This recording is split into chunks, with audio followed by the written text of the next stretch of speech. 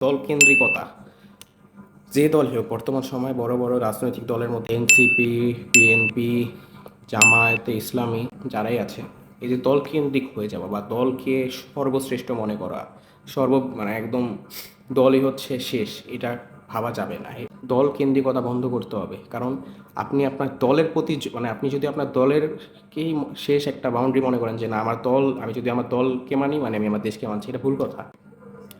আপনি যখনই আপনার দলের প্রতি বেশি বায়াসড হয়ে যাবেন, বেশি আসক্ত হয়ে যাবেন, তখনই আপনি দেখবেন যে আপনার রাষ্ট্রের যে সার্বভৌমত্ব রয়েছে, সার্বভৌমত্ব স্বাধীনতার প্রতি আপনার মন উঠে যাবে। আপনি শুধু সেই দলটার জন্যই কাজ করবেন, সেই দলের নির্দিষ্ট লোকের জন্যই কাজ করবেন, এবং এভাবেই একটা ফ্যাসিবাদ, একটা ফ্যাসিজম ক্রিয়েট হয়।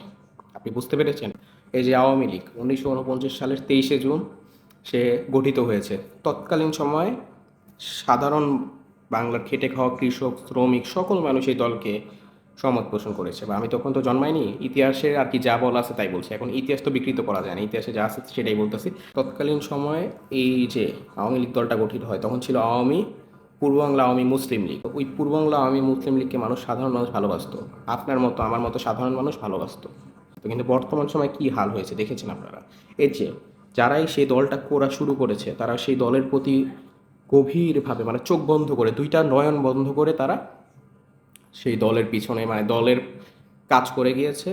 সেই দলের প্রতি তাদের আসক্তি, যার ফলে তারা তাদের দেশের কথা ভুলে গিয়েছে, তারা দেশের মানুষের কথা ভুলে গিয়েছে। আপনি দেশের নাগরিকদের নিয়ে কম কাজ করবেন, আপনার দলের নিয়ে বেশি কাজ করবেন, এটাই তো মানে আপনি স্বেচ্ছাচারী হয়ে উঠবেন, আপনার দলকে নিয়ে কাজ করবেন। এর মাধ্যমেই ফ্যাসিজম তৈরি হয়। আপনি দলটা তৈরি করছেন সুবিধার জন্য, যাতে ঐক্যবদ্ধ থাকে, আপনার মতের মতো অন্য আরেকটা মত যাতে আপনাকে সহায়তা করে, এভাবেই ঐক্যবদ্ধ থাকার জন্যই তো করেছেন। কেন করেছেন? সর্বোপরি একদম শেষে আসে হচ্ছে জনগণ, যে না আপনি জনগণকে সহায়তার জন্য এই দলটা তৈরি করেছেন, রাষ্ট্রের উন্নয়নের জন্য আপনি এই দলটা তৈরি করেছেন না। তো আপনি দলের প্রতি আসক্ত হয়ে চলবে না।